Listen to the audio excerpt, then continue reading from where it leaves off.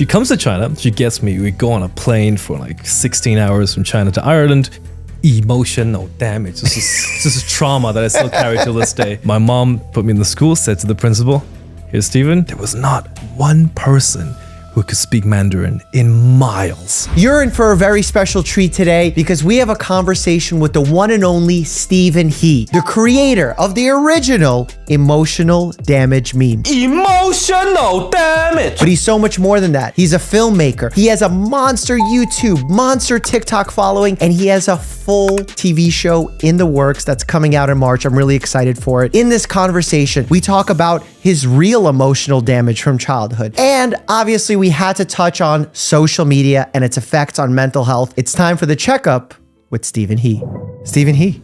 Hello. Welcome. Oh my God, I'm finally here. Are you excited? Bro, I can't believe I'm in this building. I'm very honored. You're faking it though. You knew you were in the building because we just did our TikTok war, which you unfairly beat me in. Can I tell you a secret? I'm continuously nervous the whole day. Why? Is it because Bear? You're scared of Bear? No, it's because I watch your channel a lot, and so I'm just nervous. Oh, well, that's awesome. Okay. Well, don't be nervous. The goal is to have a good time. Oh, thank you. And we want you to come out of this experience saying that you also want to be a doctor and potentially make your parents proud. That would be wow. If you managed to change my entire career tonight, that'd be very significant. So tell me what was it like when you misheard what your parents wanted from you when you were a child? Misheard? Yeah. What do you mean? Well, your parents said become a doctor, Yes, and you 100%. heard actor and you became an actor. So that's what I assume happened. I was the best Chinese kid that did exactly what my parents wanted me to do and did not get a degree in anything that could earn me any money. What was your degree in? My degree is called Acting and Global Theatre. Wow. That is a bachelor's degree from London. Okay. And then I came to... Were there any other Asian participants in this program? Ever? It would be funny if I say no and I forget I actually had a classmate who's Asian. Okay. Not Chinese. Okay, not Chinese. Yeah. The reason I ask is because traditionally that is not a widely accepted and celebrated craft. Am I right? And I agree with them now. Wait, so now you're on Team Parents? Yeah, 100%. Because, I need to I want to share this insight because Okay, share I the didn't insight. have it and it hit me like a bus. Yeah. The insight that how many actors actually make minimum wage, let alone a living, let alone paying rent and having a family. I was under the impression that I'll get a degree, I'll become a good actor through all the teachers teaching me, and I'll go and get jobs. Yeah. No, that's not what happens. No. So I lacked that insight that I wish I had back then. Do you think most actors know this going in, or is this something that hits everybody at some point? It's not a common enough insight. I think Really? not enough people know it. But isn't the reason why your parents don't want you to go into acting is precisely because of that reason? It is, yes. Okay. So they tell you, but so I guess I've known about the 1 in a million thing, that it's you got to be lucky, you got to do all of that. But thinking about it as a starry-eyed teenager is not as impactful as getting rejected 3,000 times. Got it. So it's the bus that hit me that drilled the insight into my head. So it was the rejection, not your parents telling you, hey, you shouldn't do this. Yeah. Man, we need to. True. But you're saying you are unhappy that you didn't listen to your parents. You wish you would have listened to your parents. I think the current version of me is my favorite. I'm very glad that I went and I gave it a try, and that I was absolutely slapped out of the audition room thousands of times. I'm very glad that I can kind of continue on a journey with those experiences living in me. So I'm proud of it, and I would not change a thing.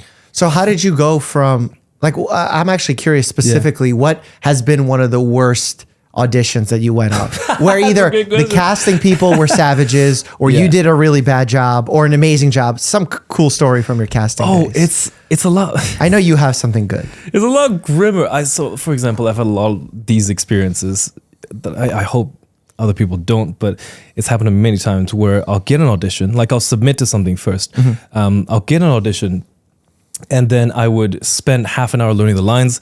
I spent 1 hour traveling. That's it? Half an hour and you learn the lines? Yeah. You're that fast at memorizing. Like 2 pages. No, that's hard. Is that right? I've tried to try out for these things. For real? I can't memorize it. You have great memory. No, I don't. I couldn't do it. Really? Okay. Couldn't do it. Props. Okay, sorry, I interrupted you. That's good. Then I travel for an hour to the audition room. I sit in the waiting room for 25 minutes. I go in. The assistant says, "There's your mark. Camera rolling. Go ahead and do your thing." I perform to the best of my ability, and then I exit. And I swear I'm not exaggerating a word of this. The casting director behind the table does not look at me once. Oh, not once. No eye contact. Yeah, she doesn't know what I look like. Wow. After spending all of that time working for nothing. There was that. Is that the norm? Is that what they're supposed to do? Like, are they supposed to like see what you look like on the film, not what you're like in person? Or is this rude? It's rude. It's rude. Yeah. Okay. And that's why I say I hope like anyone who wants to become, I hope you don't have that But experience. It's going to happen to them. Probably. Yeah. There's just occurrences sometimes where the system is ineffective. Like here's an example. More often than I would like to admit, they'll ask 100 actors into an audition room to audition for a part that's already cast. So there is no purpose. What is the value of So doing for that? example, for billing? So like, are they trying to make money? Is that not necessarily like justify their jobs or something? Oh, usually it's not about that. Usually it's more like if I make a production, I want to cast this guy. He says yes, and I'm like, okay, cool. He drops out a week before. Oh no, we have no leading actor. Let's call in 100 actors in, and then audition day comes and he says he's back again. So it's a complete waste of time for those 100 people that I called in. Got it. So you don't even get to audition. They just say you came for no reason by? They don't or they say that to your face. They don't say that to your face. And as a hopeful actor, you're thinking rather delusional things like, oh, now I'm in their books and they have heard of me and they'll call me back. They don't call me back. Wow. Wow. How many auditions do you think you've gone on? Jeez. I'll briefly explain how like an actor starts off. You apply to castings, and then when you have an agent, your agent does the same thing, like submits you to castings. So when I just graduated, I would wake up in the morning and I would submit to 20 jobs, and I was so hungry that I was willing to lose money for an opportunity to act. I was willing to travel to like Kentucky to do a Shakespeare play and cover my own travel and lodging. Wow. And lose money just so I can be on stage a couple of times. And I did that. I did that many times as well. So the submissions, I have submitted over 3,100 submissions. And how many of those did you go to? Oh, the problem, like the percentage of those that call you in, I would say 1 to 200. Okay. So you did 1 to 200. How many of those were rejections? I think through my entire career, I think I landed 7. What? Wow, that's tough. No wonder you're discouraged. Yeah. Okay, well, let's hope you're discouraging some other folks right now. Well, it's an insight, whether it's good or not, it's the fact. So is that why you've made the sort of pivot move to leave the traditional gatekeeper world of Hollywood and come into the world of social media, YouTube, TikTok, have your giant viral moment with emotional damage, everything else that you've been doing? Is that what led you here? Yes, it was. I needed to pivot because I saw what was happening around me and what I was personally experiencing. And I was like, this is not ever going to pay my rent, ever.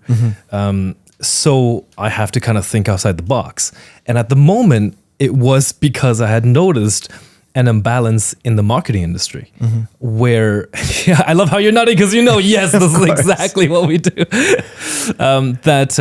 Marketing in new media was extremely effective, way more effective than traditional. And so the logical kind of progression was brands and companies would shift more of the marketing budget into new media.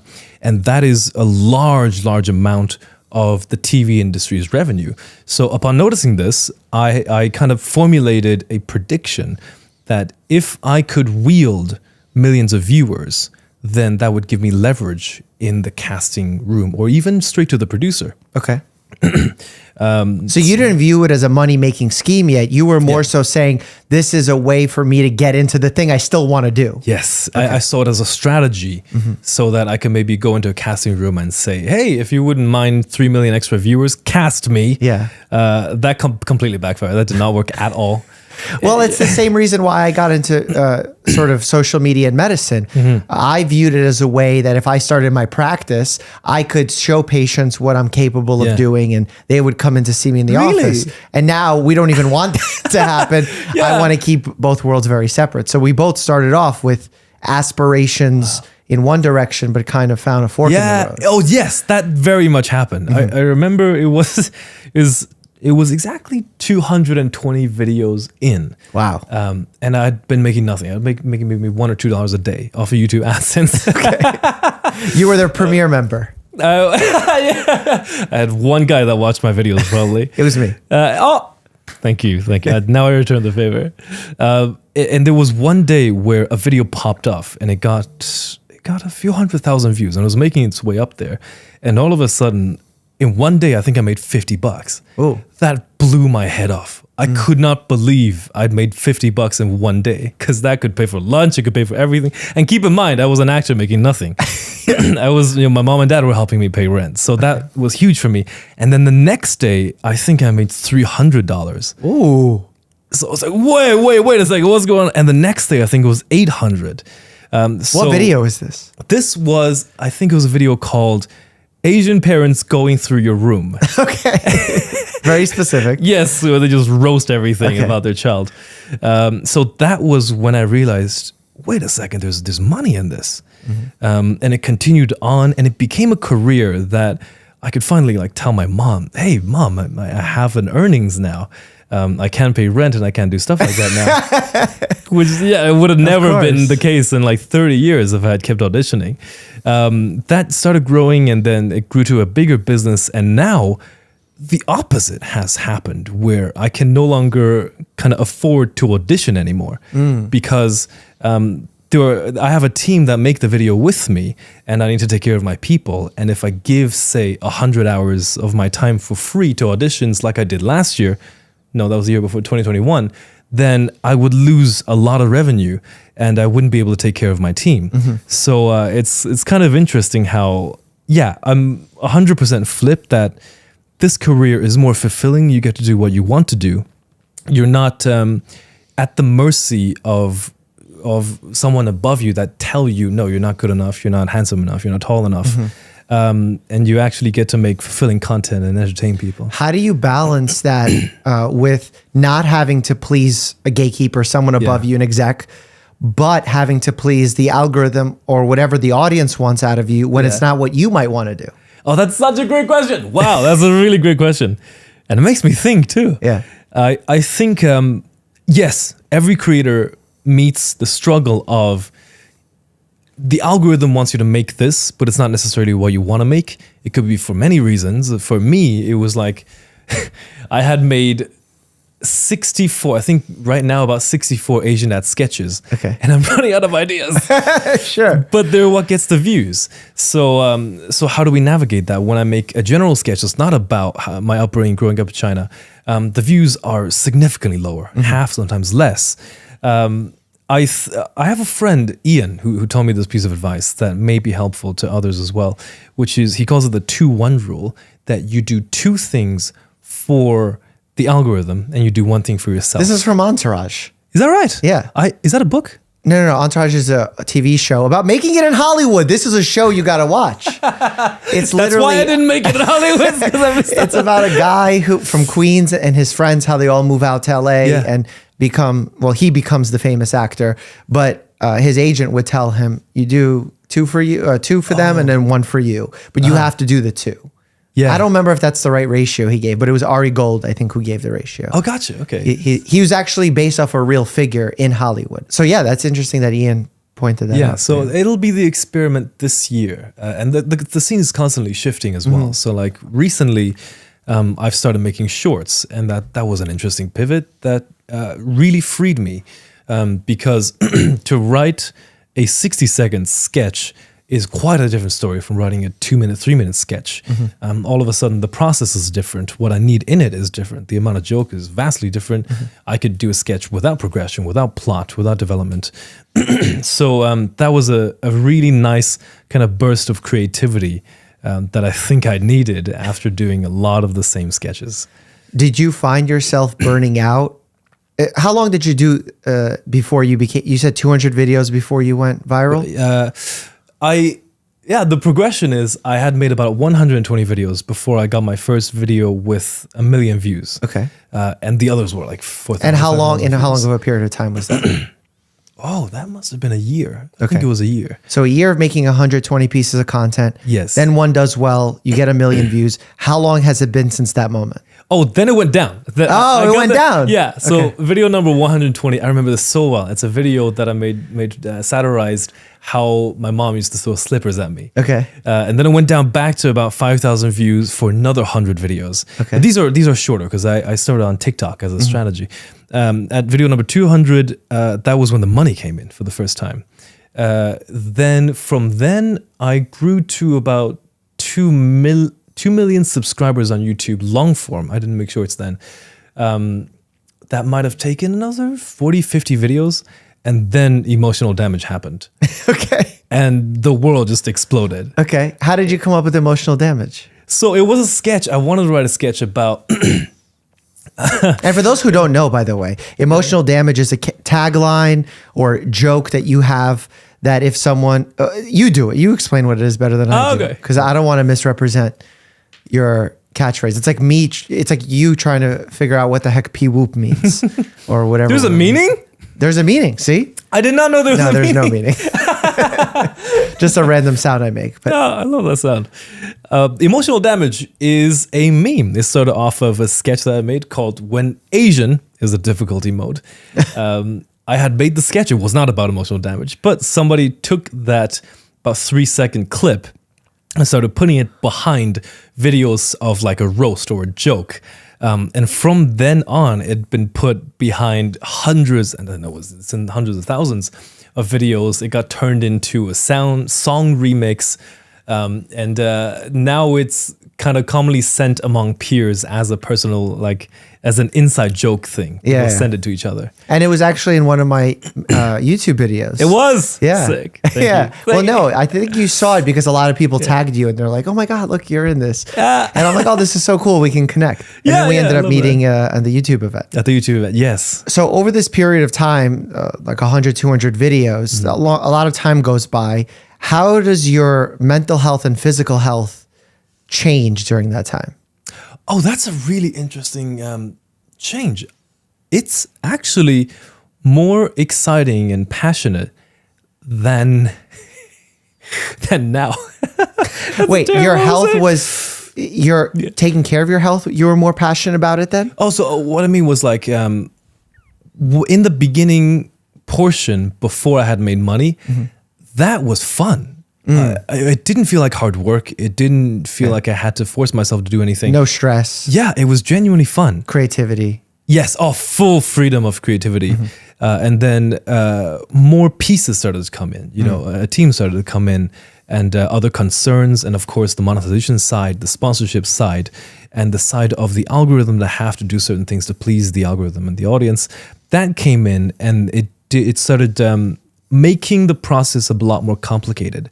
Like I miss the days where I would go, that's a great idea. I write it, I shoot it, I make a great sketch.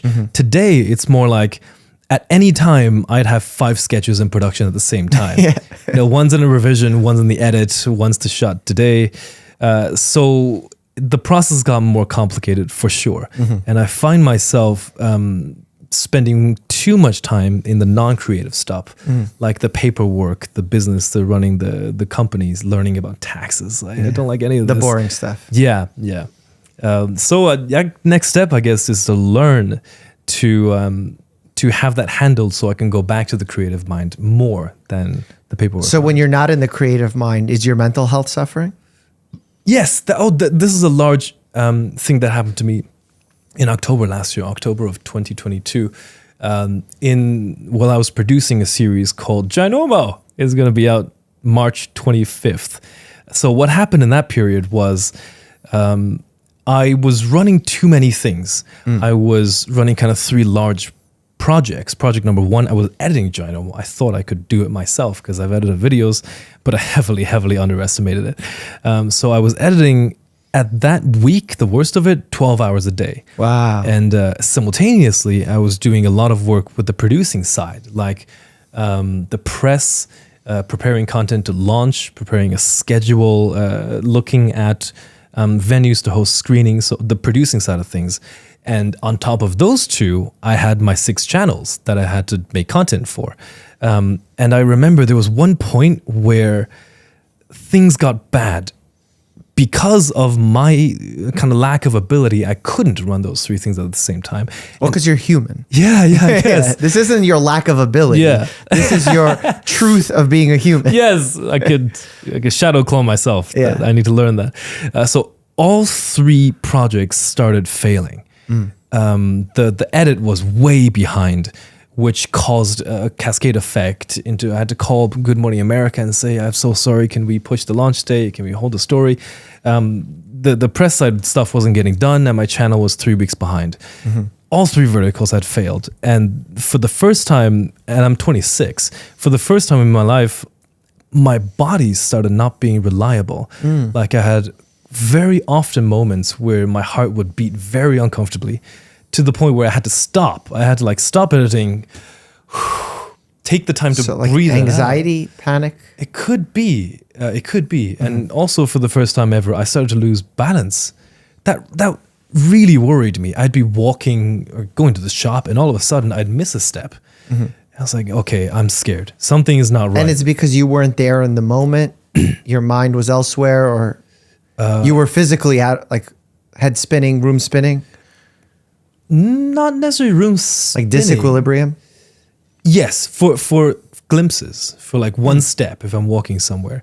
And just a little bit of a nauseous feeling. I remember very clearly, there's one day I had to, my laptop wasn't capable enough of editing. I needed to get a more powerful laptop. I walked to Apple, and that was in the thick of it. That was when everything was going down.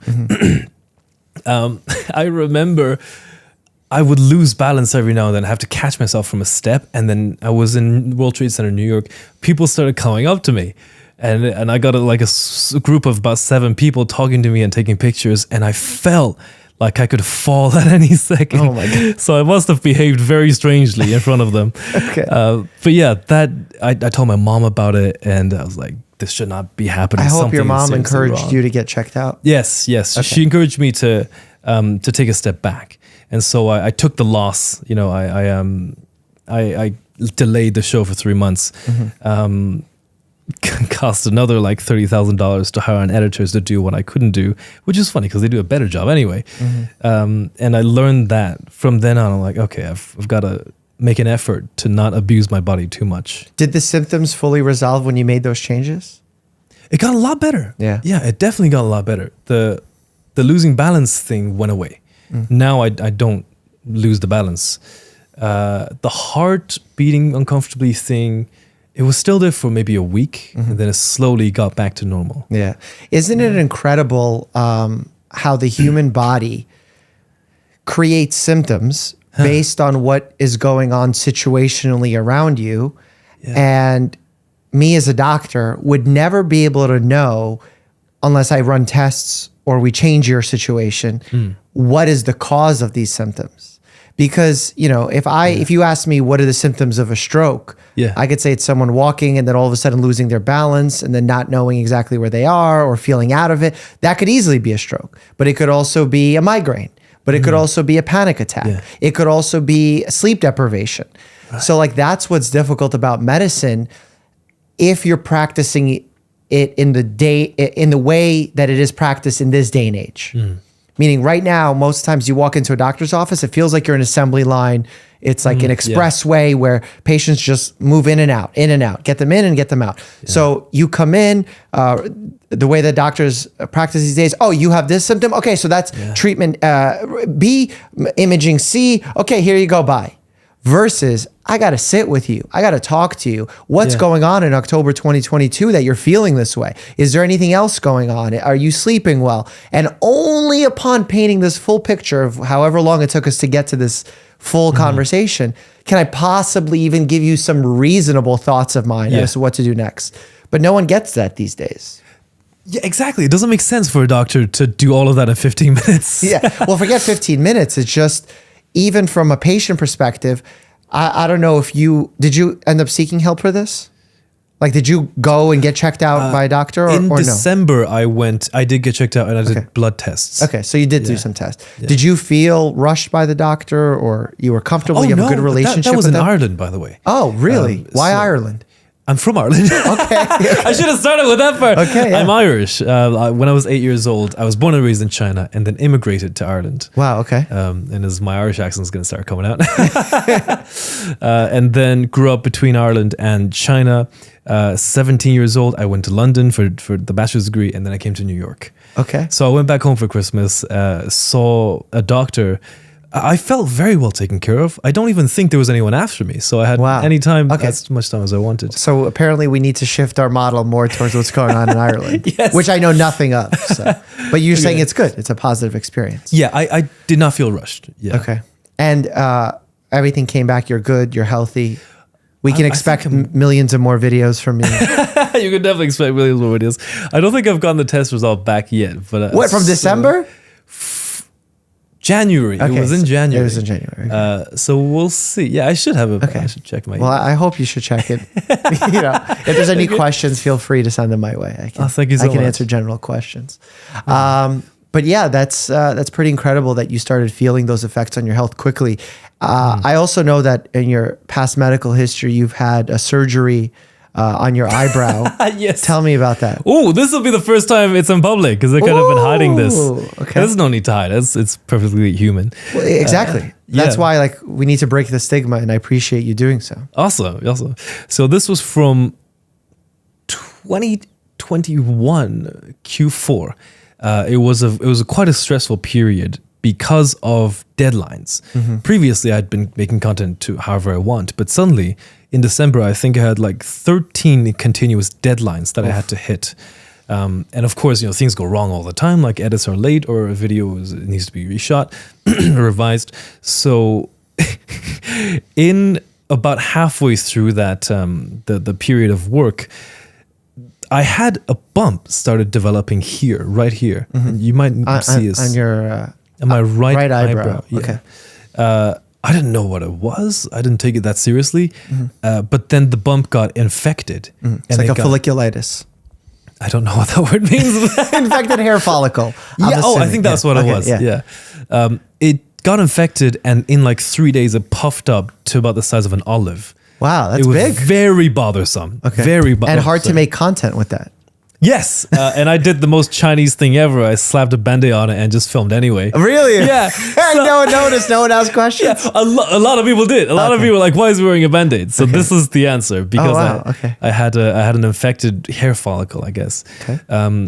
I went to the doctors. I think I did. I went to the doctors. They gave me antibiotics, and it came back down to an unnoticeable little bump again, but it's noticeable if I touch it, but you can't see it or anything. Yep. Then twice after that, in periods of stress, it has gotten infected and just become huge. Really? Is it because you pick at it? Like when you're stressed? Like, are you picking at your never. skin? No. Oh, no. I became like traumatized. I still, to this day, don't really touch that area of my face because I'm so scared of it, doing the thing. And this is a funny story. We shot Ginormal in September in LA. And it was this huge thing that cost a lot of money. And we had over 100 people work on it. So it was very important. And I was like, what are the chances it pops up during production? Did it pop up? Wouldn't it be so funny if it popped up in this time? So this is a true story. It was an 8-day shoot across 3 weeks. We survived through the 8 days, and the day after wrap, it inflated. Popped up. It became a huge. Wow. Yeah. So I got so lucky. So you had a stress cyst.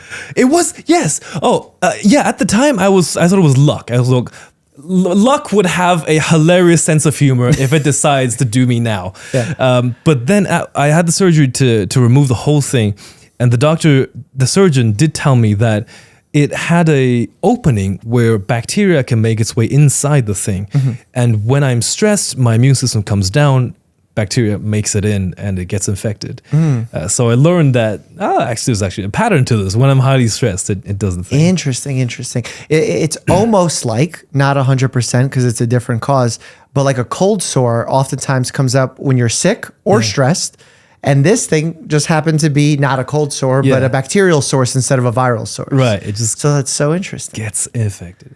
I'm wow. so happy to have it. But now you've removed. had it surgically removed. Yes, it is removed. R.I.P. Stress cyst. It's gone forever. Yes. Go to hell. I hated that stress. Wow. Okay. So that is a theme that's been happening quite lately, and it's caught me off guard so fast. What's the theme? That's the theme of my body kind of just having things going wrong. You're 26. Nothing's going wrong. Exactly. So I'll describe the things that I notice. For my whole life, I never had to think before I did movements. If I needed to roll down the floor for a video, I'd roll. But the last year has changed that. Now, before I do a lot of movements, I have to go, okay, so is my neck okay? Okay, it's grand. Is my, whatever, okay, it's grand. Okay, let's do it. Before every video now, I stretch, which is the saddest thing that my editor has to watch. What do you mean saddest? This is the most productive, proactive thing you can do. Like, I'm celebrating this as a physician. Thank you. It's like, I wish I could be as carefree as I was last year and do everything. But now that's happened. And the other thing is, I believe I have a pinched nerve on the back of my neck. It's been there for like 2 years now, and it's gotten better and worse, probably affected by stress as well. What would happen is when my neck would be like in a certain movement, I'd feel a shoot, like a sensation. Paresthesia, we call them. Okay. All in my right arm. It didn't last. It just flashes. And then it got during the stressful period, and this is like 2 days after the general shoot, I did a very simple movement that I always do. I'm at my bed and I lean on my bed. Very simple movement. Dude, something happened and I felt a huge shock. It was like someone punched the nerve. The feeling of the tingling. What did you say it was called again? Paresthesia. Paresthesia. Okay. Yeah. The paresthesia changed. It became something different. It became very painful, and I didn't move it. I didn't know if I could move it. Like for a minute, it was 60 seconds. I was just laying there still because I was going through the pain. And then 2 weeks after that, I couldn't move my neck. Wow. So till this day, it still has that paresthesia in certain paresthesia moments. is what you're feeling, that weird sensation. Okay. Yeah. Yeah. The shooting itself is actually, again, I don't want to make a diagnosis because I don't know the full picture, but it sounds a lot like something known as cervical radiculopathy. Okay. Where you have the vertebrae in your neck, which are called the cervical vertebrae. There's different sections of the vertebrae going up and down your back. Cervical, thoracic, lumbar, sacral. Okay. And the last one's the coccyx, the little tailbone. But on top, the cervical ones, you have nerves that come out after each vertebrae. And those nerves go and they give sensation to and movement to the rest of your body.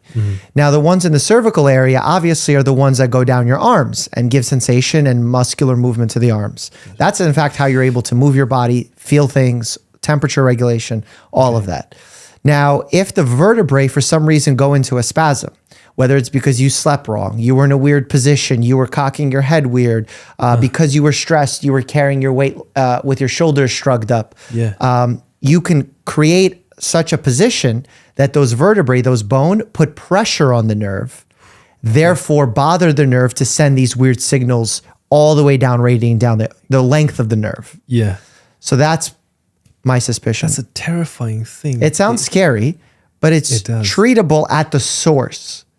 So, which is at the vertebrae. Likely, again, it's hard to know without doing all the tests and all. But if it is that, it is at the vertebrae, and that can happen as a result of something functional, like you held your neck in a weird position, you had something around your neck that you were wearing that made it uncomfortable, or it could be anatomical, which could be a disc bulge, a growth, a bone spur, all these other things, and those are the least likely options in many people, especially a young person like you who's otherwise healthy. But you don't rule anything out until you sort of get a good picture in examining a patient. I see. Okay. That was a very long-winded explanation about neck pain. No, it's that radiates down very scary. It shouldn't be scary because it's treatable.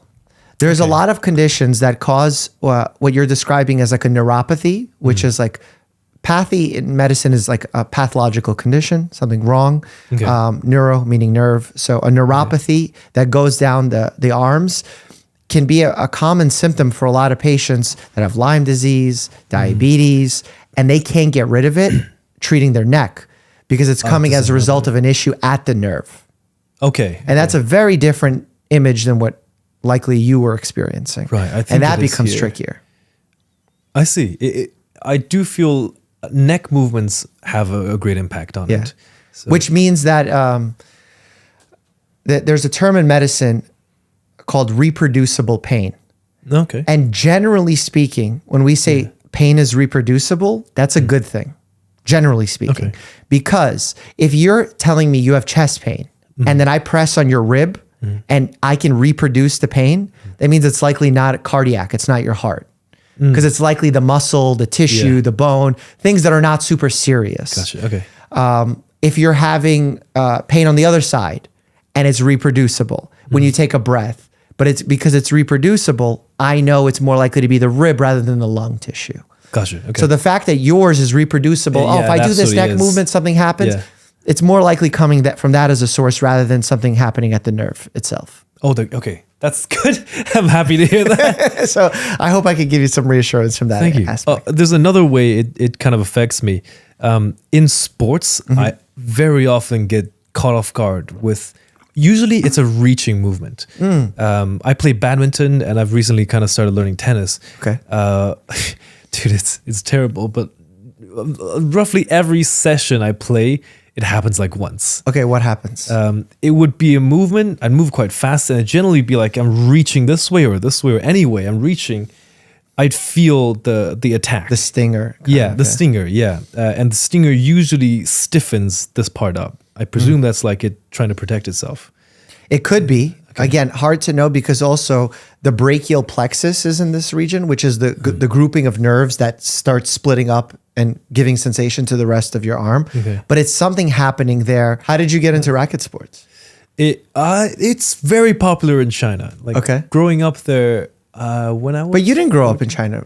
I did. I was born and raised in China. But then how old were you when you came? Oh, 8. Yeah. I mean, you didn't grow up in China. Oh, and then I had a separate 3 years. Okay. So you went back. Yeah, 12 to 14, 15. I lived in Russia till I was 6. I didn't grow up in Russia.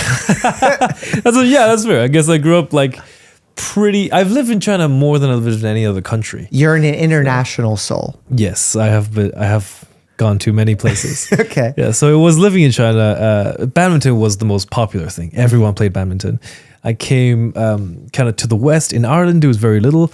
In America, I found it as an interesting thing. It's like the networking center of Chinese people. No way. Are you in a league?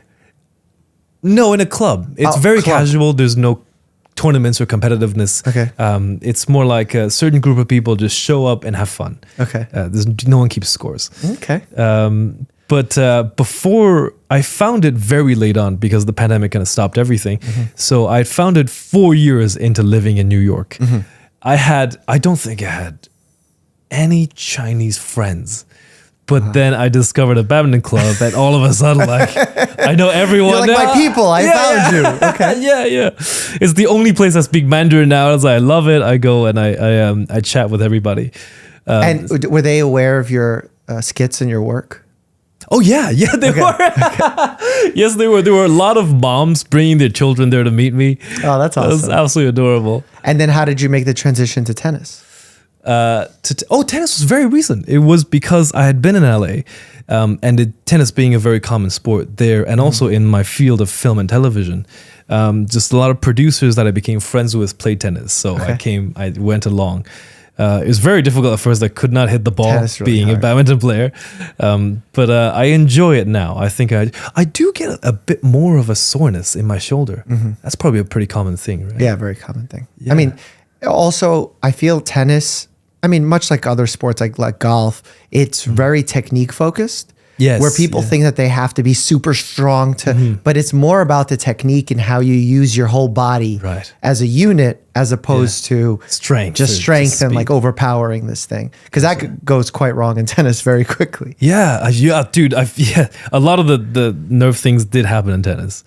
Interesting. When you're picking up a new sport, though, weird things are gonna happen to your body. You're gonna be sore in places that you were never sore before.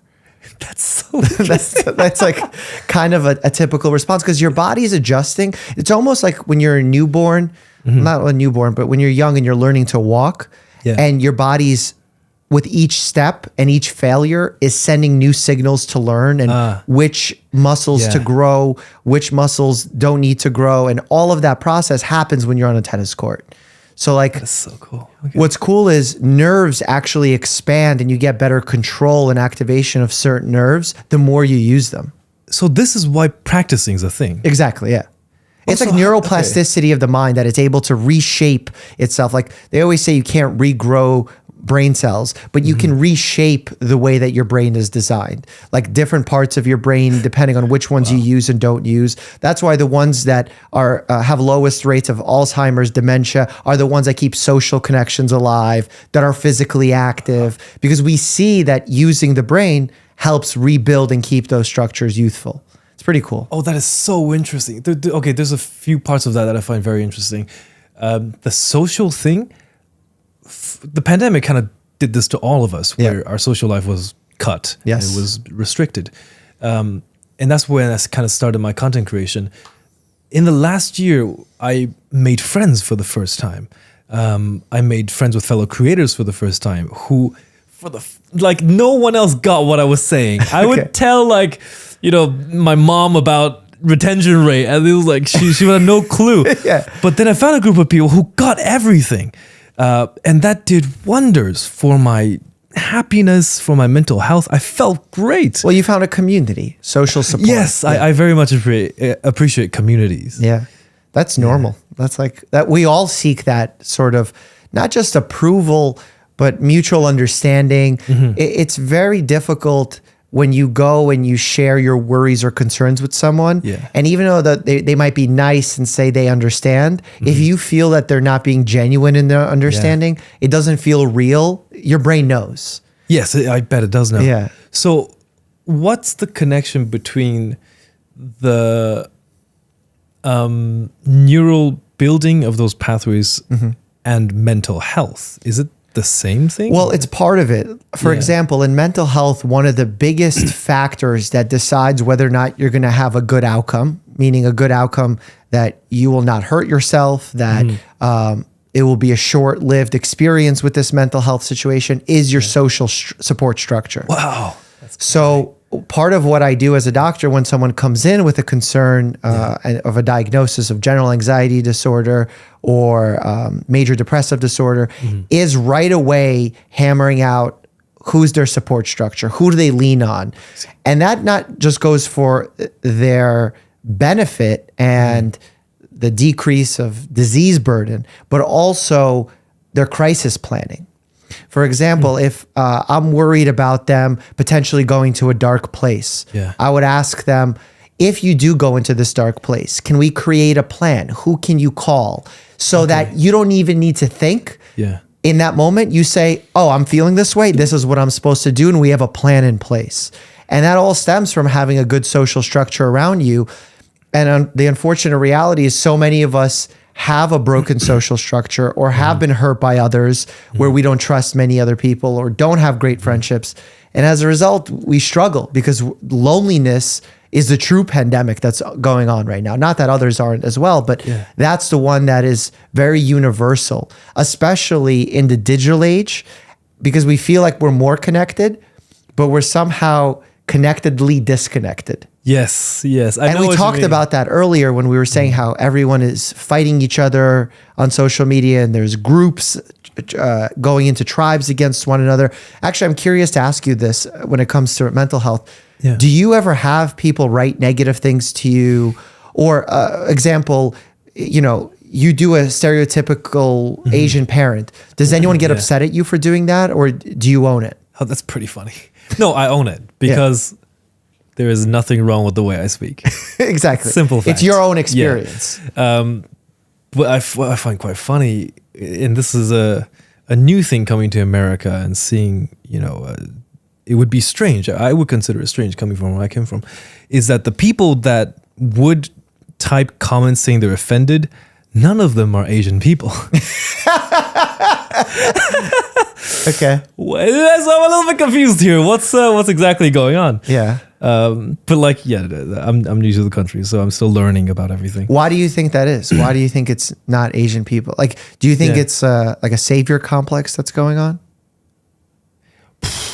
Or am I going too deep with it? I completely understand where you're coming from. I completely do. And I can kind of see a perspective where there are people who mean harm, bullies, racist people.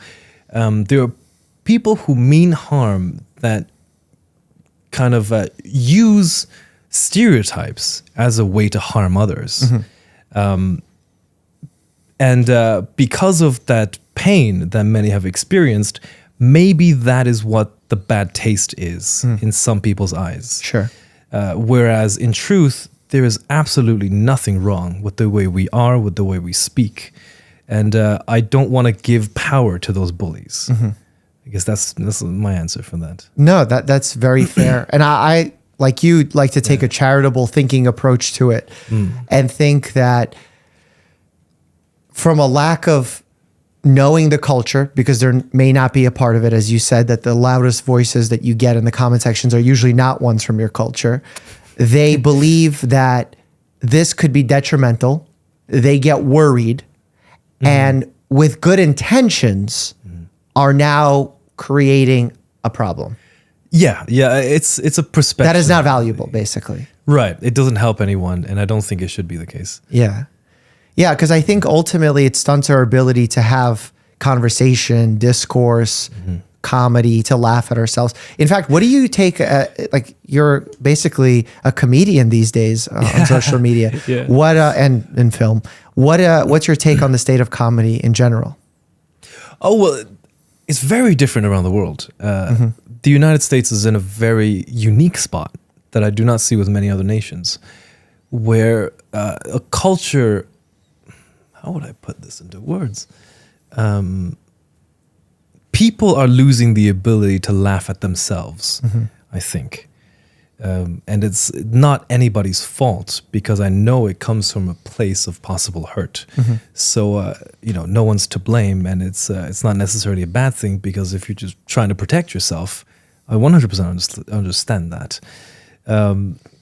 But I do have kind of an extra caution that I have to put onto all the comedy that I write, and to consider a lot about, okay, from what angle can someone get offended by this? So you actively think about that when you make content? Yes, all the time. Really? Yeah, all the time. If you didn't have to think about that, would your comedy be different? And how so? Like, here's an example. If I made comedy sketches in China, it'd be a whole different story. It would be a whole different story, really? Yeah. Okay, why? You would be more free to make more jokes? Yes, I think I'd be more free. I think there would be more things I could satirize. Wow, okay. So one thing that I try to do is individualize all the satire that I make. So I'll give an example. Instead of making fun of Asian fathers, I make fun of my father. Instead of making fun of failed actors, I make fun of me, the failed actor. So the butt of every joke has to be me.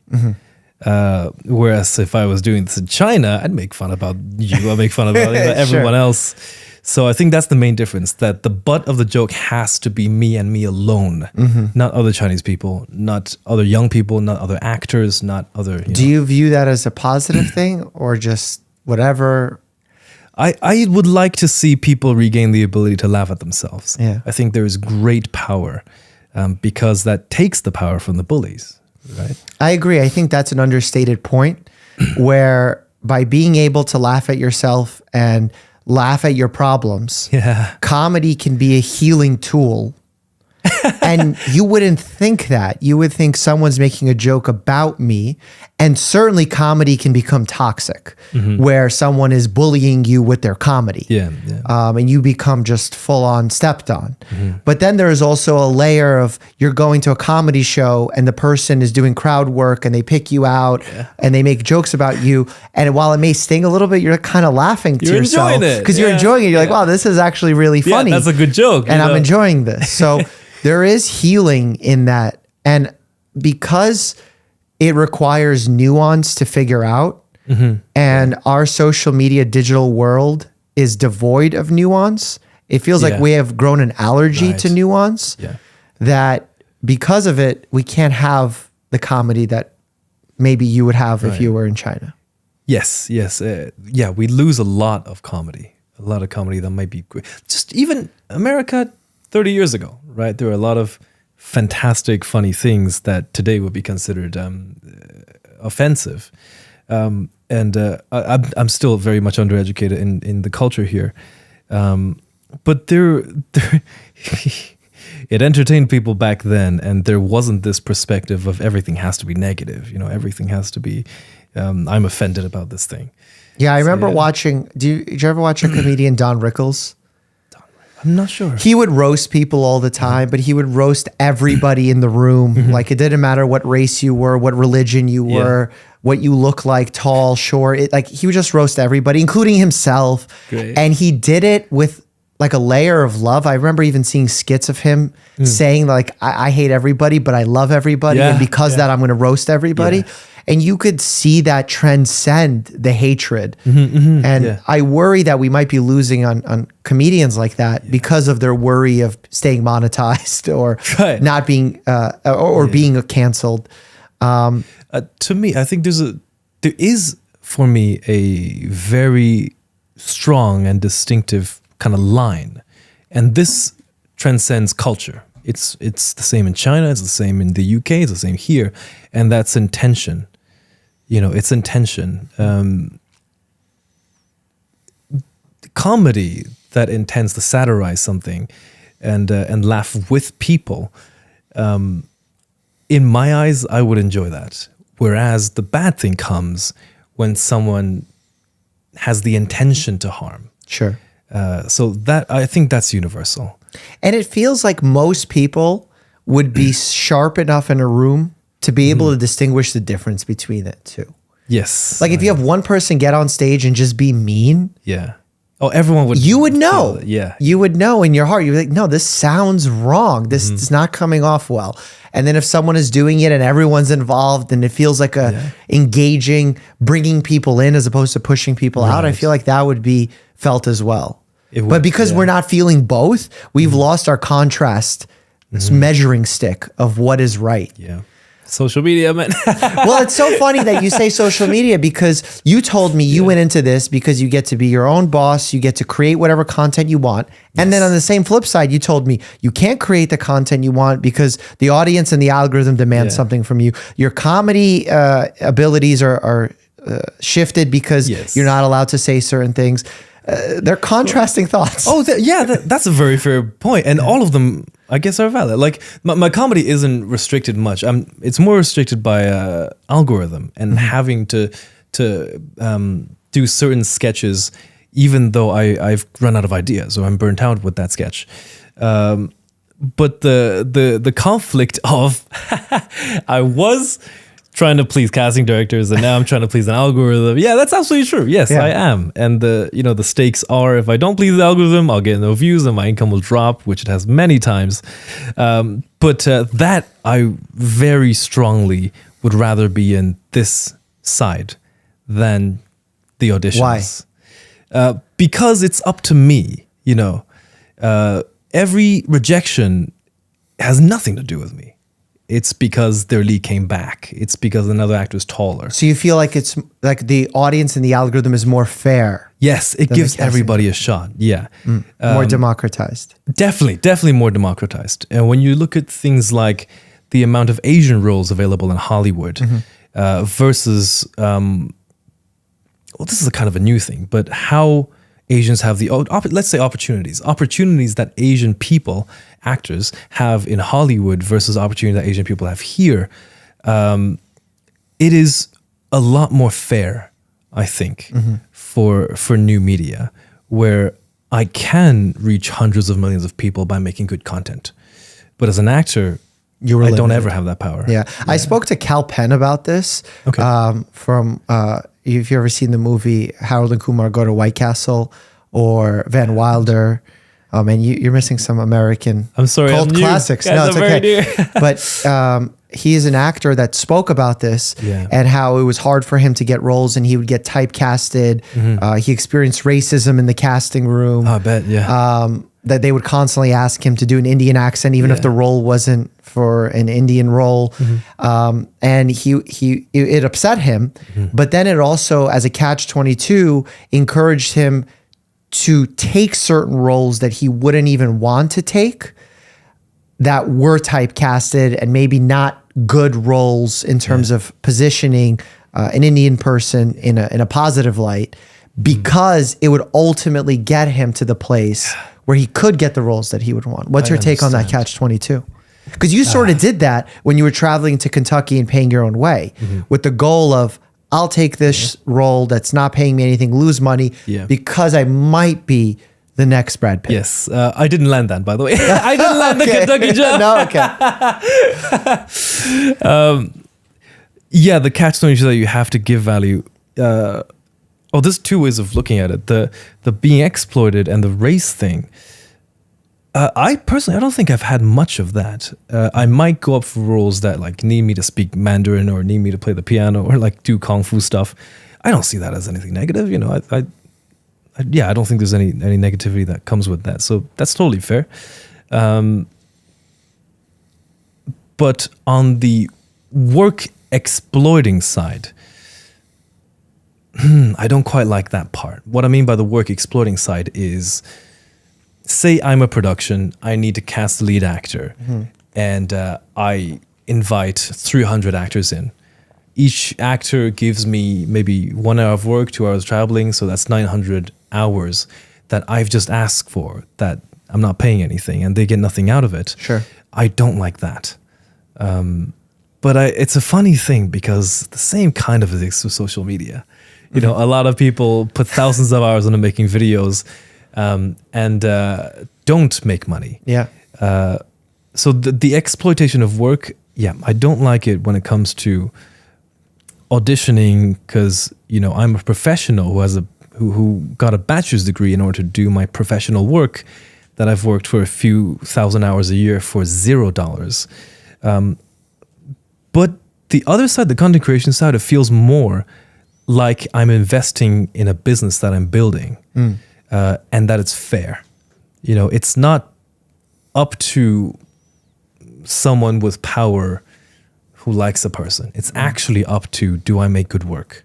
It's interesting because, again, I'm going to keep pointing out these paradoxes because they're interesting to me. You say that there's a lot of hours that are spent going to these auditions, and that the work exploitation on that level is bad. And then you also told me that when you were doing that, it was pleasant, but then now when you're in your own business and you have all these worries, you feel less healthy and more mentally stressed out than you did when you were casting. Oh yeah, I take that for granted. I think it's a part of business that comes to every business. Okay. Right? So I take that for granted, but I think you raised a very interesting point with when I was auditioning, how I was so hungry that I would be exploited, that I would lose money for an opportunity. And I think the reason this whole industry of millions of people doing this is because the demand and supply is just too bonkers. Yes. Like, if there were 1,000 actors, every actor would get jobs. Yeah. But because there are millions and millions and millions of actors fighting for, 100 jobs, 1,000 jobs, that's what caused this norm that, like, oh yeah, you're supposed to work for 30 years and never make minimum wage. Yeah. I think it's because of that extremely overpowering demand. Yeah. And the unfairness comes from the selection of who gets to get those roles from the gatekeepers of Hollywood. Yeah. But then on social media, there's like this also work exploitation where now if you upload content and you're not even a part of the YouTube partner program, you'll still get ads put on your videos. Notice that. Which is savage. It is kind of like, so like they're monetizing your content and you're not even getting a piece of it anymore. Mm-hmm. That is a strange situation. Yeah. I don't know enough about that to... You're like, I'm not going to attack YouTube. They make me too much money. YouTube gave me an opportunity. No. I'm not speaking badly about it. I'm just saying that this work thing is very tricky to figure out because it's the same with medical school, where a lot of people are pointing out on my social media that medical school's too competitive. They're saying it's too expensive, and that's the part I very much agree with. Like, it doesn't need to be that expensive. We need to figure that out. But then they say it's too competitive. And then I start wondering, what does it mean that it's too competitive? If there's only a certain number of medical schools with only a certain number of slots, because we only need a certain number of doctors, then it's appropriately competitive. Yeah. If we need to make more, then maybe the competition will become a little bit more fair, but we shouldn't arbitrarily lower the standards to becoming a physician. Do you agree? Like, just say, oh, you know what? Let's make it easier to get into medical school. Let's lower the requirements. That is such a strange thing. It's a dilemma. I'm not sure I fully understand. So people are demanding that because it is too hard to get in, that they make it easier to get in? Yes. What a strange concept. Yeah. And I don't know if I vibe with it, because it feels like it should be appropriately hard to get in because it's a competitive field. Oh, I see. Oh, okay. So it's not about, is it about the individual or the competition of pairing, the competing with the individual? I see.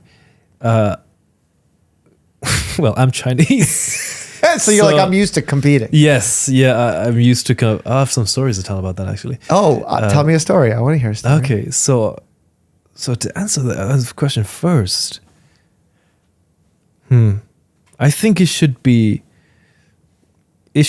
first of all, the most important thing is that you have professionals capable of delivering the help that people need. You cannot sacrifice that for the sake of easier entry to the profession. The other parts, I'm not educated enough to get a fair impression of it. In China, China is a very, very competitive place where there are just a lot of people fighting for spaces. Although I just heard the population is the first year it decreased. Is that? I would believe that. Deaths to births, I think. Wow. Oh yeah. Well, like my generation don't have siblings, so it's a culture-wide, nationwide kind of impact that. Very much so. Yeah. Socially impact. Yeah, hugely. So that perfectly leads into my experience being in China when I was 12 to 14, 15 years old, about 14 and a half.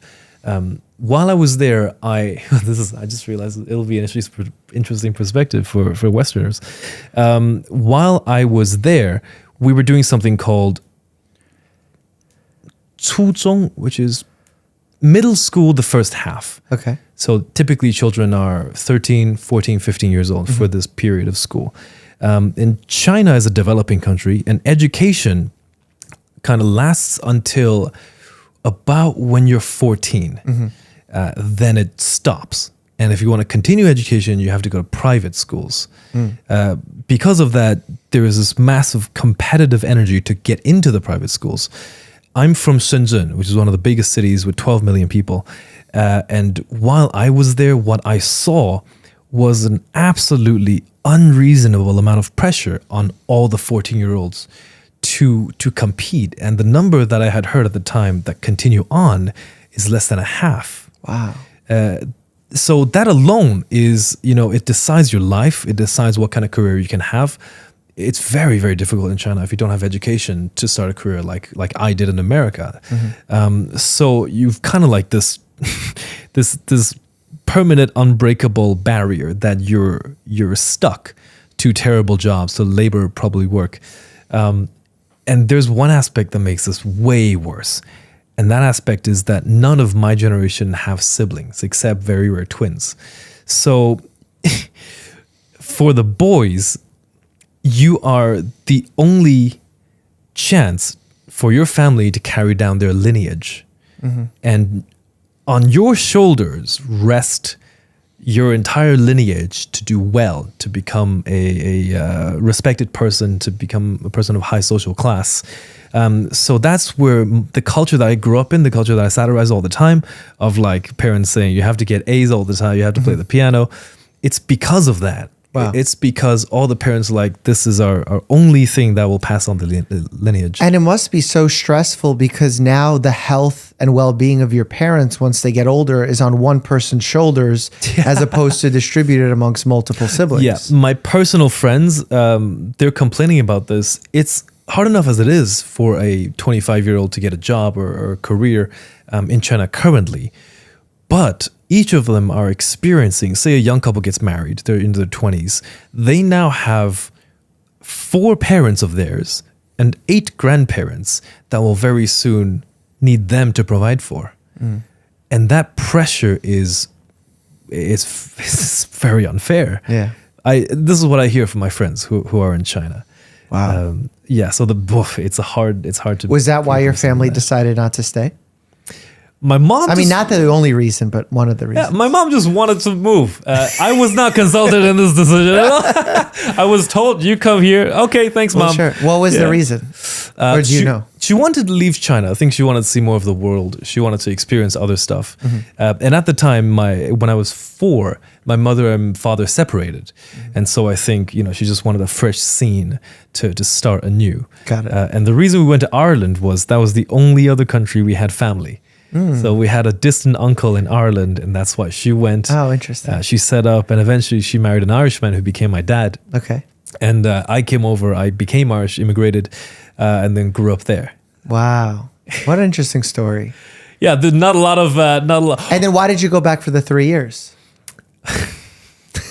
You're going to facepalm at this. This is 100% true story, okay? 100%. In our culture, there is this kind of thing of authority. I do what I'm told, period. I don't ask questions. I don't say anything. If I'm told something, I do with it. That being from the Soviet family that I'm from. So yeah. Oh, yeah. So you would relate to this. My uncle, who's my mother's brother, who was kind of like the figure of authority in our family, he lives in China. I'd been in Ireland for about 2 years. That's how ridiculous the story is. My uncle came to visit. And when he visited me, he saw that I was doing things like, for example, I would kick a ball by myself with no one else there. I would just kick a football on the field. Okay. Or he saw me, he would see me doing math homework, and because I saw every other kid did it, I would like count on my fingers. And he says, Steven is getting stupid. He's going to come back to China. True story. Translated word for word, Steven is getting stupid. He needs to come back to China. 100%. Wait, how does kicking a ball in the yard by yourself translate to being stupid? It's because to him, smart kids are doing calculus, not kicking a ball in the field. Okay. And the math thing was, fine. It looks dumb when you do this. It's fine. Yeah, it's totally fine. There's nothing wrong with me. Yeah. And so I went, okay. I did what I was told. I went where I went. And so that. So I want to ask you this. It's about the experience of immigrating to Ireland. And I believe it had a strong impact on me. When I first went to Ireland, I was 8 years old. And this is the story of the first day I was there. I'll give you a sense of how much of a tiger mom my mom is.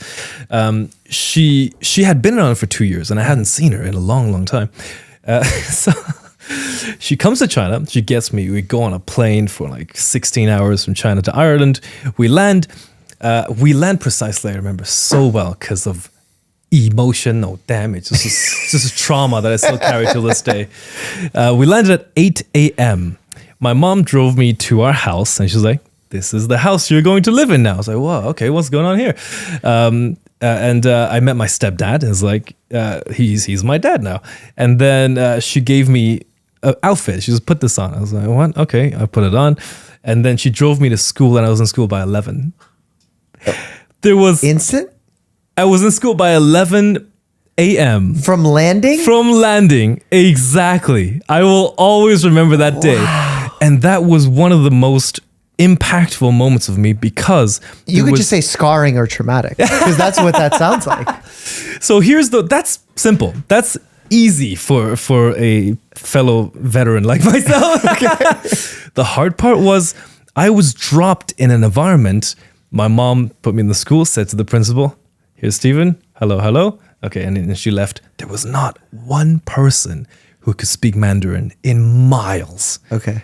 And 8-year-old me, you spoke no English? not a word. Okay. Not a word. Wow. My entire language was taken. And as an 8-year-old, I didn't have the social ability to go, Of course. 不好意思，我听不懂你说的话，让我 Google Translator. I didn't have that social ability. Yeah. Google Translate didn't even exist back then. So for the next year, I became extremely introverted. And I wasn't myself. I was a child who loved playing with other children. I loved making friends, playing games. But because of that sink or swim situation, I became the child that was like sitting in the corner at lunch. Of course. In fact, I used to do this thing. It's really sad now that I think of it. At lunch, I would buy a sandwich and I would continuously walk around the school pretending that I had somewhere I needed to get to. Oh, I do that all the time. But there was nowhere I had to get to. I just had to wait until lunch was over. Yeah. So here's what I want to ask you. I think it's possible that the experience kind of stifled my social abilities for like 20 years, 10 years, 20 years. 20 years? Wow. Yeah, Okay. because I was just as introvert. I spent all of my teenage years in my bedroom playing a video game. There was like one friend I met every now and then. It was to play video games. When I went to London, I was such a introvert that I felt great anxiety going to any kind of party or anything. So again, I spent my entire bachelor's degree in my room. And only, I'd say in the last 4 years, I guess it could be because of the acting training too, that I had opened up and found comfort in talking to people and making new friends. So that's a theory that I have, but I want to hear your take on it. To say that it stifled it is hard to say. Yeah.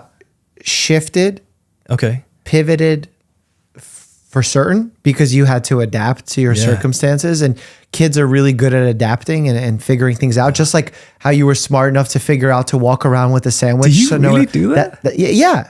Bro, that's I crazy. don't remember when I did that last, but the whole idea of walking around and pretending I'm going somewhere, I do that. Like I think I still do that to this day. Today you do not need to do that. Yeah, but I do that. Like that's just like a thing I do.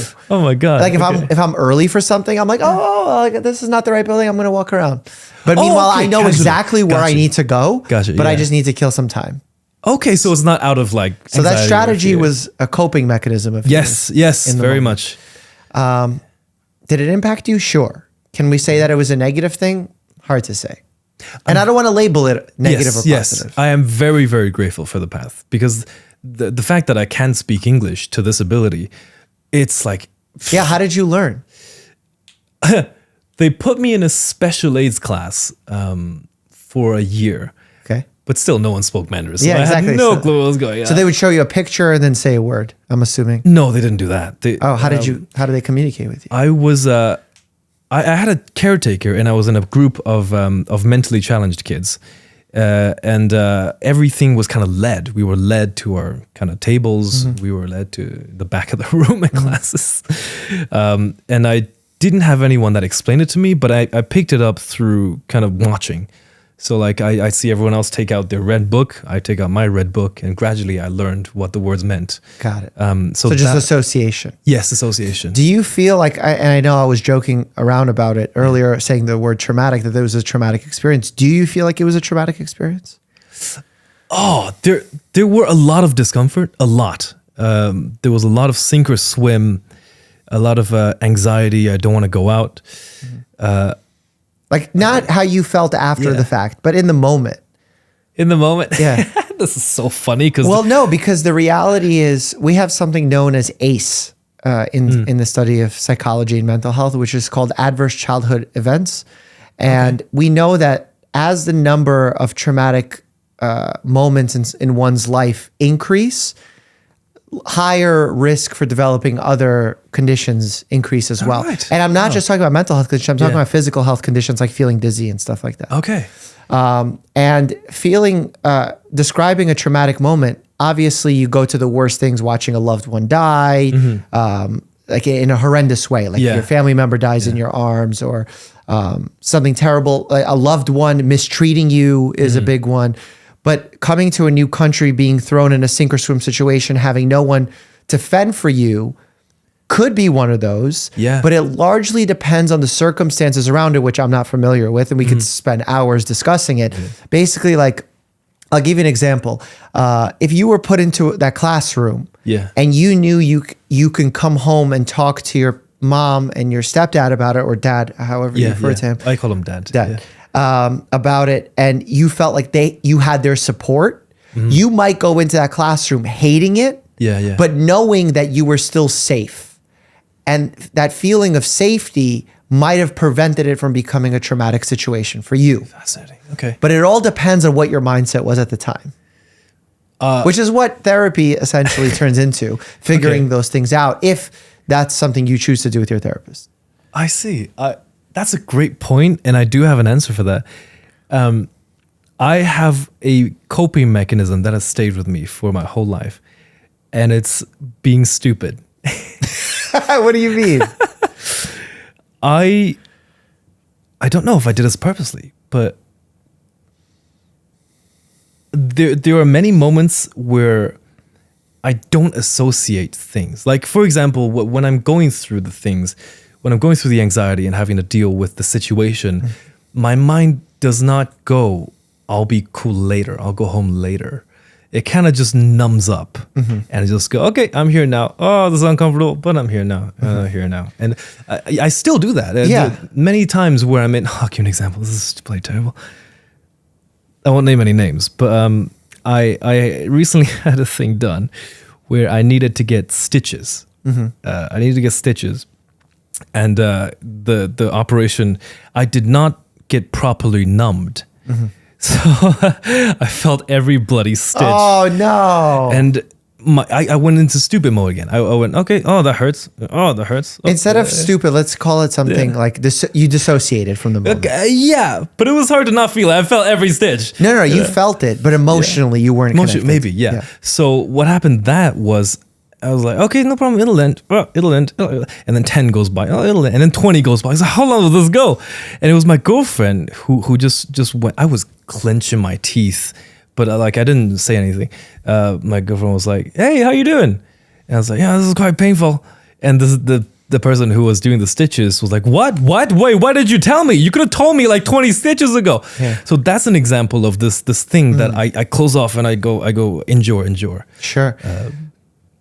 That's a sign that you could have had a traumatic event because you developed a coping mechanism around it. And it's a sign. It's not definite. And it's worth exploring with a mental health professional, because I think working with a mental health professional, even though it's really hard with our current system here in the US, it sucks and not everyone has access. We need to fix that. But we all could benefit from it. Okay. Because we all have varying degrees of traumas and adverse childhood events. Some of them impact us more in certain ways that are positive, some of them negative, somewhere in between. And figuring that out with someone who's objective is really helpful.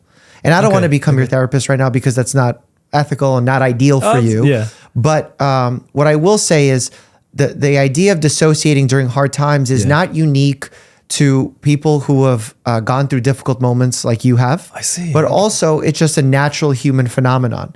And I can even give you one that I can relate to myself. Okay. I had my boxing match on Halloween, and the person I was fighting against was significantly more skilled than my first fight. My first fight, I was happy to be there. I was excited. I was stoked. I was nervous, and I felt all the nerves, but I was also excited. Yeah. And then for this next fight, because I was much more nervous, or was much more afraid of being nervous, as a protective mechanism, my mind kind of dissociated from those emotions. But what happens, and is problematic in a lot of these scenarios, is when you blunt emotion, like what we do when we dissociate, or you call playing stupid, we actually lose the ability to feel positive emotions as well. During that time, or for a long period? A lot of times people dissociate for longer periods of time. And when I say positive in that moment, For example, a positive emotion that moment for you could have been gaining the courage to say something. But because you dissociated so hard, you didn't even connect to your positive emotion. Yes, that's exactly what I've been talking about. Yeah, that's it. You just explained it perfectly. Yes. So for me, I couldn't summon up my nerves, which would have been good. Because nerves and anxiety is your body preparing you for a challenge.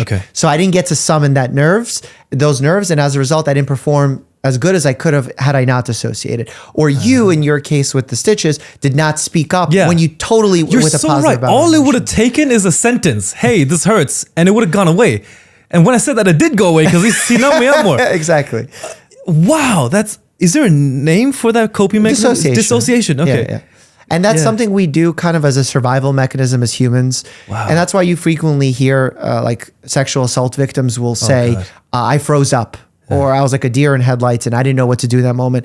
That's almost like a mechanical form of dissociating. Oh my God. Where you kind of freeze up during those bad moments. But we went really dark with that. Yeah. But interesting, right? I could really learn from this because there are many occasions where all it takes is like, I don't want to be here and I can get out of the painful or uncomfortable situations. This is like a dog. This is a light little thing. Well, yeah, because you actually have more control than your mind is letting you believe you have. That's hilarious. But what was the story? So 2 days ago, oh my God, I went for my first facial because I'm making an effort to take care of my body. Okay. Fair. I love it. Okay, this is great. So I went into the facial and I remember the person started popping my pimples. My eyes were covered, so I couldn't see what tools they used. But it was sore. It was sore. While it was going on? Yeah, the popping, like the squeezing, it was very sore. And it just kept going on and it kept going on and it kept going on. After the fact of enduring that for like 20 minutes, I said to my girlfriend, I was like, I don't think I'll ever do that again. It was very painful. And then she said, why did you tell her to stop? I was like, why didn't I tell her to stop? It would have been so easy to say. This is also cultural. Because, again, Chinese culture in respecting elders, in treating things in a hierarchy process, is very similar in Russian culture. So I have the same situation. Like I've gone for a massage before and I was getting a massage and it was way too rough. And I'm like, no, this person is like, they're trying. That means like they're doing something really powerful. And the next day I couldn't walk because it was like, but again, I didn't need to. And now I'm trying to learn and say like, okay, it's okay to speak up. It doesn't mean you're spoiled as long as you do it respectfully. And I think that's a cultural shift that we need to sort of adjust a little bit. I love that. That's a real It's funny that we have a lot of these. Yeah, it is.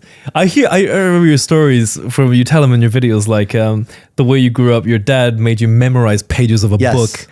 That's hardcore, my social studies textbook, I still remember it. And I would way you still remember. Yeah. Oh, I don't remember the words. Oh, okay. But I remember reading the chapter about Native Americans or something, and I'm memorizing it. He takes it, he's holding it, and I start off by saying the, and it was an, the first word. He hands me the book back. Go back. And I was like, this is terrible. But now I'm so grateful that he did that. Yes. I'm grateful that I went through everything I did. So it's like, it's a good learning process because you constantly adapt one way or another. And it's a cool process. My last question is going to be about how you manage your emotions now, because now you have failure management as your motto and as your brand. So how do you manage failure? Failure management is a funny thing. It started as a joke. I was satirizing how like many times I would be called, hey, that's not good enough, or that's not fair. Because our culture are very similar in the way that the parents has to hold up this tough persona of nothing's ever good enough, right? Mom, I won an Oscar. Why didn't you win 2? Nothing's ever good enough. And so it started off as a piece of satire, as a joke. But then I actually found power in the failures and the rejections. I'm a very logical and mathematical person, and I just thought about this one day. I was like, hey, wait a second. It's really easy to win a 1 in a million lottery. All you have to do is lose a couple million times, right? And I started thinking about this in a very large scale of everything I've been doing. The rejections that I had gotten, the videos that I made that didn't work. And at the time I had gone on a journey of studying people who I admired. There was an insight that just blew me away. And that is, the people that I admired had failed way more times than I thought. Yeah. Leonardo DiCaprio on his SAG-AFTRA interview says he was rejected for a year straight. That blew my head off. Yeah. Imagine you're a casting director and Leonardo DiCaprio walks into your room and you're like, nah. So that, I was like, okay, wait a second. So it's not such a bad thing, because all the people who have made it to great length have gotten there. So that has taken power away from the negative rejections and the stuff, because it used to make me feel like I was lesser, like I wasn't good enough and stuff like that, which, yeah, sometimes are true. I'd have to get better. Yeah, sure. But now I wear it with pride. Mm-hmm. I don't fear failure anymore. I know if I try to do one thing, it's going to fail hundreds of times, but I'll pivot and I'll find the way. So that emotion, I have no negative emotion, and I wish this insight to carry farther and de-villainize failure for more people as well, because it's not to be feared.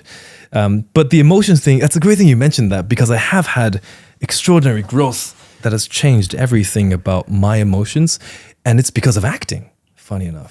I went to a school called the Neighborhood Playhouse in New York City. It's actually the reason I came to the United States. It's one of the best schools on the planet. And while I was there, I learned more about myself, a lot more. I learned why I am the way I am. And I learned this concept that everything we experience, every piece of our lives, live inside us always. So even if you forgot the day you accidentally dropped your ice cream cone on the floor when you were 6, it actually lives inside you and it works to affect the human you become. Mm-hmm. And so gradually I started to understand myself. Oh, so this is why I feel anger, because I fear, because, when I was 6 for 2 years, I would finish school and watch every other child get picked up by their parents, and I'd walk home by myself. Mm-hmm. So essentially what kind of the Neighborhood Playhouse teaches you to do is first to learn your instrument. And that was massively impactful. I learned why I am the way I am. Mm-hmm. I learned why I feel every emotion I feel.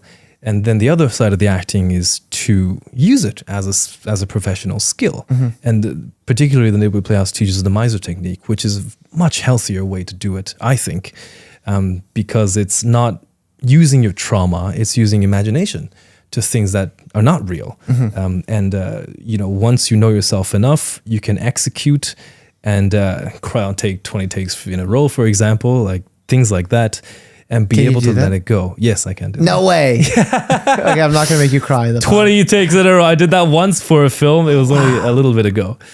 But that process, the acting process, now understanding, my dad said this thing to me. Over the last year, there was a person I was very angry, because I believed they wanted to exploit me. Mm-hmm. And I would shout. I would be very aggressive. And then my dad told me, "It's just you." I was like, "What are you talking about? It's just me." And he said, "Oh, it's they're pushing your buttons, but it's your buttons." And so I was like, whoa, wait a second. So you're telling me the reason I feel this anger is because of insecurities that are either poking at sensitive spots that I have to defend with the anger, mm-hmm. or stuff like that. After I realized, I look at everything differently now. Like anytime I feel any negative emotion, I go, it's me. Now, where's that button and why is it there? Wow. And by realizing that, it completely disarms the power of the anger. I mean, your level of insight is like 100 right now. You're like, where is my sensitive? Yeah, like if you were Pokemon and you had an insight skill, it would be 100 out of 100. Right evolved to the final form. Yeah, because most people don't do that. Whether it's they don't know how, they're not disciplined to, they're hurt so much further that they're incapable of doing that in the given moment. Because in reality, we all could get to that point, but it's hard. Cool. We have to put a lot of our egos on the side. It is the hardest thing I've ever done. Mm-hmm. I genuinely, I meant harm to a person who hurt me very much, and that's what was why the anger.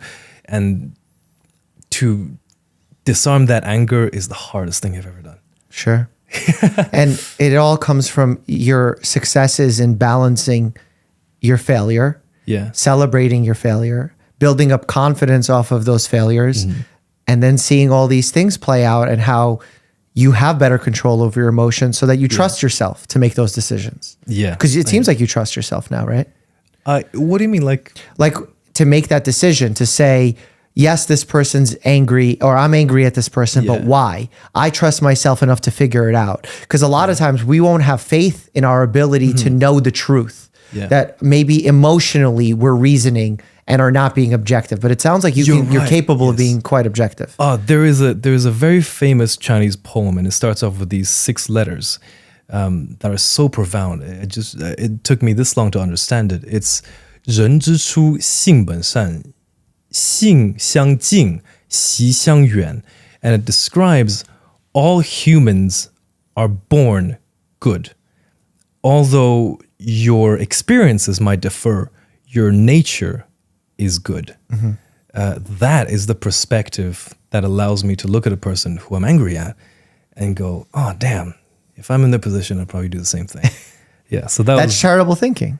You're doing all of the psychological terms that we would discuss in therapy. You're naturally, organically doing it, which is great. That's crazy. That's very powerful. Thank you very much. Yeah, so well done on that. Oh, yay, growth. And today I'm gonna think about the disassociation thing more. Yeah, because there are just situations where I don't need to endure stuff. I will say, despite you having 100 out of 100 insight level, working with a mental health professional goes so far in being able to bounce ideas off of, to have a non-judgmental person who is completely devoid of emotional reasoning in the moment because they're not experiencing the same emotions you are or were, that they can help facilitate your internal dialogue. That's fascinating. Yeah, interesting stuff. Yeah. Well, that's why we cheers to Failure Management 2020. Cheers. 2023. Sam, should we do the lightning round? Let's do it, baby. All right, lightning round. Okay. Lightning round. These are going to be fast. Okay. So we can get you out of here and you don't have to hate us for keeping you so late. Oh, no, I'm good. Okay. Which character that you've played, whether it be on stage or one you've created on camera, would live the longest? Wow, these are hard for a fast lightning round. Which character? I've played plenty of characters. Would live the longest? I think I have to go fictional Steven. Okay. Fictional Steven that gets roasted all the time. Okay. I think it's him. Okay. Shortest?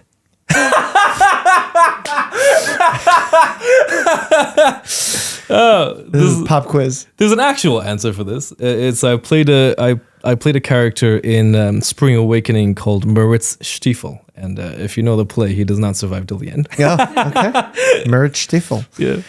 What's one thing you could do if you could never get hurt? What's one thing I could do if I could never get hurt? Yeah, like if I say you'll never get hurt doing this, what would it? Okay. In reality, no superpowers or anything. I can't the fly. superpower is that you won't feel any pain or you won't have any. You won't get hurt. That's a superpower. But only for that one activity. Yeah. Okay. I think I would go into boxing. Really? Yeah. No way. If I don't get hurt, because that's my main concern. I just don't want injuries. But you would like to box? Yes, I think it would be quite fun. I think it would. I kind of want to take you into a boxing ring and train you up a little. If I ever go, I'll be with you, Doug. Creator Clash 3. Okay. What's one thing that your body does that not everybody else's body does? Besides form stress cysts. My body's like, yeah, got plenty of that, whatever you want. I move well for being a thicker guy. Okay. I think I move well. Okay, we're going to find that out in boxing ring. Have you ever almost died? Have I ever almost? Yes. Yeah. There are a few experiences I could distinctly remember. Okay, give me one. Oh boy, I didn't have parental controls for most of my life. So I was in many situations where I almost died. So here's one of the easy ones. I remember once riding a bike on a very narrow sidewalk, right? On a road, cars go by, there's a sidewalk. Yeah. I was riding the bike and there was a pole directly in my way and things like this narrow. Yeah. I was like, okay, how am I going to get the bike? And I was speeding. How am I going to get the bike? And a car was coming right at me at the perfect timing. I managed to execute one of these cluck, cluck. And then I ducked the pole and came back. I couldn't turn. And ducked the car. And ducked the car, yeah. So that's an example. When I was young, I tried a lot of stuff because there were no parents tell me not to. Sure. So I went to internet bars. Can I say this? Yeah, say it. I went to internet bars when I was 13, and that was not a good place to go. It was the not legit ones. It was the scammy ones. Behind many alleyways, someone's basement ones. And in that place, I saw many drug deals go down, many illegal activities go down. And it's a miracle that I managed to stay out of any of it. Wow. I props for that. And you were 13? I was 13. What's one thing you spend way too much money on? I think I know the answer to that one. Oh, way too much money on. Big ticket. I'm a watch collector. Yeah, exactly. We're both watch collectors. Yes, we were just romanticizing about that. Yeah. Which country is funnier, China or Ireland? Oh, Ireland. Why? Oh, bro. I thought you were going to say China for sure. That's because I satirize. But like the thing is, Chinese humor is quite restricted. Okay. And life is harder. So not many people are as up for laughing. Okay. Whereas Irish people are very, very free. Okay. And they're goofy. I think that's where I got my goofiness from. Okay. Do you have a personal health hack or tip that you love? Oh, great question. It's maybe misinformation. So please listen to Dr.Mike. Please listen to Dr.Mike. I like being upside down. I'm gonna do it. Are there whips and leather outfits involved? Because then I don't want to know. No. So let me paint the picture. When I was young, outside of my house, there was a clothes hanging pole, metal, very strong. I was a kid back then. I used to love climbing out the pole. It was like a monkey bar thing. Yeah. And just hang off of it. Yeah, we like that. I loved that. And you still do that? I don't have anything to hang off of anymore. I know what I'm getting you for the holidays. It's a shame your birthday just passed because I would have gotten you this as an inversion table. Yes. Or the thing that, in the gym, you hook your legs up. Yeah. I love that. I love hanging off of the bed. Okay, I'll get you this. Is that healthy? I don't want to tell the camera anything people shouldn't do. You love it. It's healthy for you. We'll leave it at that. No medical claims to be proven or disproven here. Thank you. Okay. Here's the actual, real truth about sparkling water. Click here to check that out. And as always, stay happy and healthy.